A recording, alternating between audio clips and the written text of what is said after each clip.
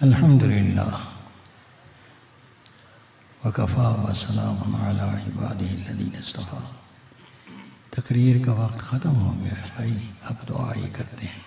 اللہ تعالیٰ جو ارشادات انہوں نے کی ہیں جس جذبے کے ساتھ اور دوسرے حضرات مجھ سے پہلے کر گئے ہیں، اللہ سب کو قبول فرمائے، اور اللہ تعالیٰ صحیح عقیدہ اہل سنت والجماعت کا اپنانے کی من کل الوجوہ توفیق عطا فرمائے اور اسی پر خاتمہ فرمائے۔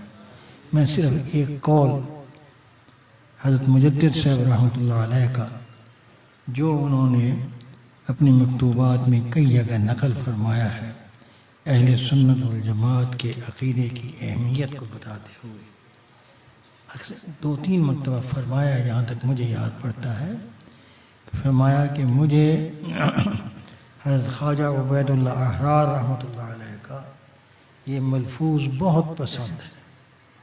مجھے خواجہ عبید اللہ احرار رحمۃ اللہ علیہ کا یہ ملفوظ بہت پسند ہے کہ آپ فرمایا کرتے تھے کہ جو شخص مجھے اہل سنت والجماعت کا کوئی ایسا عقیدہ یا ان مجتہدین کی کوئی ایسی بات بتائے جو میرے علم میں نہ ہو، تو میں اس کے بدلے میں اپنے سارے کمالات اور جو تصوف کے راستے میں اللہ نے مجھ پر عنایات فرمائی ہیں وہ کیفیات اس کو دینے کے لیے تیار ہوں، ایک مسئلے کے عوض۔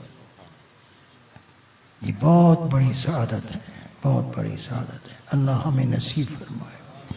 جو کچھ حضرت شاہ صاحب دامت برکاتہم العالیہ نے ارشاد فرمایا ہے، الحمدللہ ہر لحاظ سے دل میں اس فقیر کی کوئی شبہ نہیں، کوئی شک و شبہ نہیں، بالکل صحیح فرمایا ہے اور میں اس کی تائید کرتا ہوں۔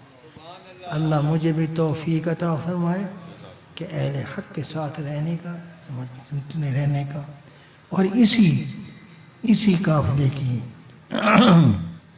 معیت قیامت کے دن بھی نصیب فرمائے۔ حضرت ارشاد فرما رہے تھے کہ قیامت میں بھی شریعت محمدی کے مطابق فیصلے ہوں گے۔ میں یہ عرض کرتا ہوں کہ جنت میں بھی، جنت میں بھی وہ کیسے؟ حدیث میں آتا ہے کہ اللہ تعالیٰ فرمائیں گے اہل جنت کو جب جنت میں چلے جائیں گے، دوزخ میں چلے جائیں گے، تو اللہ تعالیٰ جنت والوں سے پوچھیں گے کہ تم راضی ہو؟ وہ کہیں گے راضی ہیں۔ پھر ارشاد ہوگا کوئی اور چیز مانگنی ہو تو بتاؤ۔ سوچیں گے، علماء مشورہ کریں گے وہ کس شریعت کے مطابق، وہاں کون سی شریعت چلے گی؟ مشورہ کر کے نہیں، فرمائے کہ ایک چیز رہ گئی ہے، باقی سب چیز آپ نے دے دی ہے، ایک چیز رہ گئی ہے، وہ مانگو۔ وہ کون سے مانگے؟ کیا مانگے؟ کہ جنت بھی مل گئی، الحمدللہ انعامات بھی کافی ہو گئے، تو آپ نے دیدار کا وعدہ فرمایا تھا، وہ دیدار کا وعدہ فرمایا تھا۔ تو یہ خبر ہے، یہ اہل سنت والجماعت کے عقائد میں ہے یہ بات کہ دیدار ہوگا، اور دیدار اس طرح ہوگا کہ کسی کو دیکھنے میں کوئی پریشانی نہیں ہوگی۔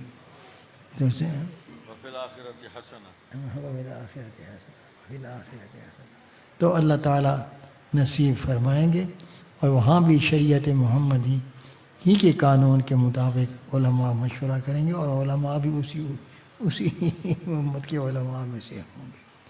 اللہ تعالیٰ ہمارے صحیح شرح صدر عطا فرمائے، اللہ راضی ہو، اللہ تعالیٰ قبول فرمائے۔ اب دعا ہی کر دیتے ہیں۔ بسم اللہ الرحمن الرحیم۔ میں حصہ ڈالنے کے لیے ایک چھوٹی سی حدیث جو آپ مشہور ہے، ایک آیت کہ ما کان محمد ابا احد من رجالکم ولکن رسول اللہ وخاتم النبیین وکان اللہ بکل شیء علیما۔ اور خاتم النبیین میں الجھن پیدا کرنے کی کوشش کی ہے، تو وہاں حدیث حضور نے اسی آیت کی شرح کر کے بالکل عبارت النص بنا دیا ہے۔ وہ صلی اللہ تعالیٰ وسلم انا خاتم النبیین، میں خاتم النبیین ہوں، اور اس خاتم النبیین کے لفظ کو تو لفظاً تو سب مانتے ہیں خاتم، لیکن تعویل کا دروازہ کھولتے ہیں۔ اللہ کے رسول نے اگلا جملہ فرمایا انا خاتم النبیین، فرمانے کے بعد فرمایا لا نبی بعدی، اور یہ لا نبی بعدی کی شرح اس فقیر نے بچپن میں حضرت شاہ صاحب رحمۃ اللہ علیہ کی سے اسٹیج پر خود سنی تھی، یاد ہے وہی جہاں بھی تھا اسٹیج میں بیٹھے تھے، اسٹیج پر غالباً یہ نانگے خاں کے باغ کی جلسہ ہوتا، یہ فرمایا کہ خاتم النبیین، یہ لا جو لا نبی بعدی، یہ لا نفی جنس کا ہے، لا نفی جنس۔ اب اس کا خاصہ یہ اس کو ایک کلہڑا سمجھو، کلہڑا، یہ ایک کلہڑا ہے، جب یہ چلتا ہے نا، جس اسم پر چل جائے تو اپنے مدخول کی جڑیں کاٹ دیتا ہے۔ لا نبی بعدی جنس کو ختم کر دیتا ہے، لا نفی جنس کا کہتے ہیں، نو کا نہیں کہتے۔ تو میرے بعد نبوت کی جنس ہی نہیں رہے گی۔ اللہ تبارک و تعالی ہمیں شرح صدر نصیب فرمائے۔ اور یہ بھی عرض کر دوں،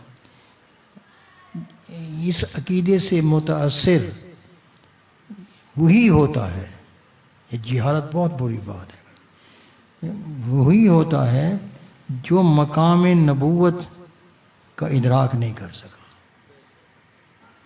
یار نبوت کے لیے کوئی ایسے تیسے آدمی چاہیے،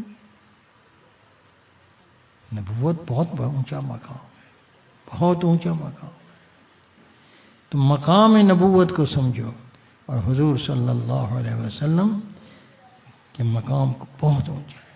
اور اس میں جب بھی حضور صلی اللہ علیہ وسلم کے بارے میں یا اہل سنت والجماعت کے بارے میں کسی عقیدے میں شک یا تذبذب آنے لگے، وہم آنے لگے، تو ایک بات یاد رکھو، حضور صلی اللہ علیہ وسلم سچے ہیں، سچے۔